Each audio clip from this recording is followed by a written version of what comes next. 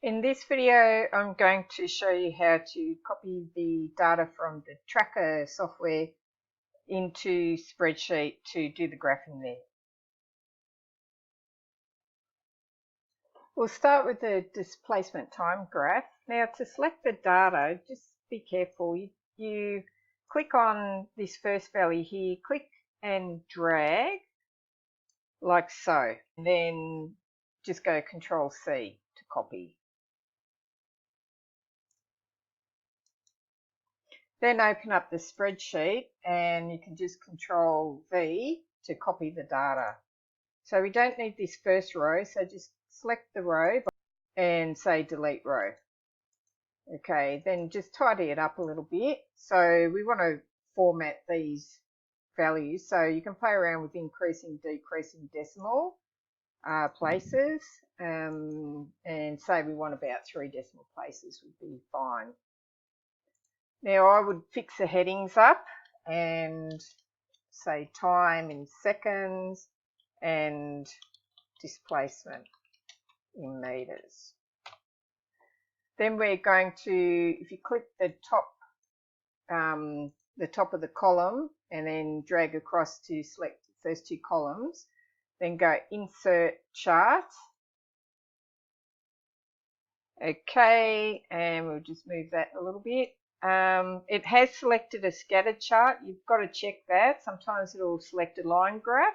So if it does, you just need to scroll down till you find the scatter graph. Okay, that so far looks good. We're going to customize. So the thing I like to do is change these circles into little crosses. That's a bit more suitable. So in customize, we find the series tab, click on that, scroll a little bit, find the point shape and choose the X. Now we want to fit a trend line to that, and which is also found within series. So we scroll down a little bit and check off trend line, and you see it plots a straight one, but we want it to be one that fits. So we change linear and just find one that fits, and it's actually a polynomial. Okay, then we find the label and click on that, and you want to use the equation. So click on that. So the headings are all fine, but we might just add another one for clarity. So if we go up to the top, we can close series, open up chart and access titles, choose chart title, but we're going to change it to subtitle, and we'll call it okay. The other thing will be fixing up these axes. We can put maybe a few more grid lines, but I will just, this one's a bit fiddly, so we'll see how we go with this. I'll first go to horizontal axis, and what I like to do just by habit is make sure minimum is set to 0, and I want the maximum horizontal to be, say, 0.7 to take it a little bit. Now it doesn't show yet, but we'll fix that.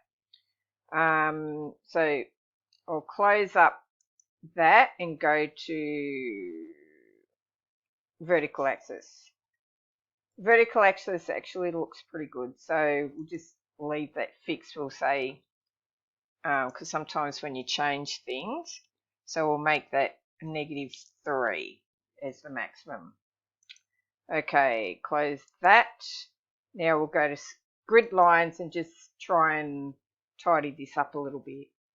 So it's set to auto, but if we want, I'm going to try 7. No, okay, I'm going to change it to horizontal. So I'm going to change that to 7. Okay, that's weird. So we play around, maybe 9. We're trying to find nice even, try 8. Yep, okay, so 8. And then minor grid line count, we'll make it one in between. Okay, then we'll go back to the vertical, and the vertical probably looks fine, but if we wanted to say put some more lines in between, so if I've set that to 7, if we want to make the grid lines maybe 4 in between, that gives us even, so go up by 0.1, 0.2, 0.3, 0.4, 0.5. Okay, and I like it like that. So the next graph we'll do is the velocity time graph.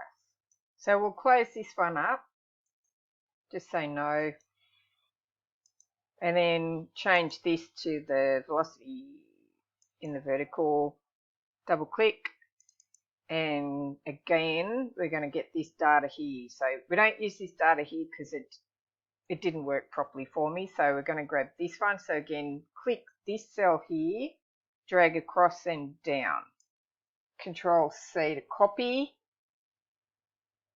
and then we're going to paste it in this new sheet. So Control V, again delete this top row, change all this, so time, seconds, and this time we've got velocity. Could actually write vertical velocity, meters per second. Tidy the data by selecting the columns and just clicking the decimal places. You can keep those selected, press insert chart, and again we will go to customize series, change it to crosses, add a trend line, add the label,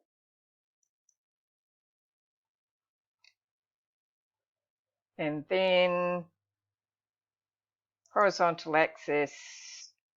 Do I want to set my minimum and say 0.7, and then vertical looks fine, but I'll just set it just in case anything changes it, so to 8. Okay, and then we'll play around with the grid lines. So I'll start with the horizontal, and I will try the major ones. I'll start again at 10, work my way backwards till I get some nice even numbers, and then add one grid line in between. Grid lines again, go to the vertical and see if I can, okay, see if I can get, so if I start, no, see how it's gone above the 0. Okay, 9, what does this do? No, so 9 it is, and then we might put one grid line in between. Okay, that looks good. Okay, and again to the top, axis titles, we're going to put a subtitle in. Okay, and that's it. We'll just move that out of the way.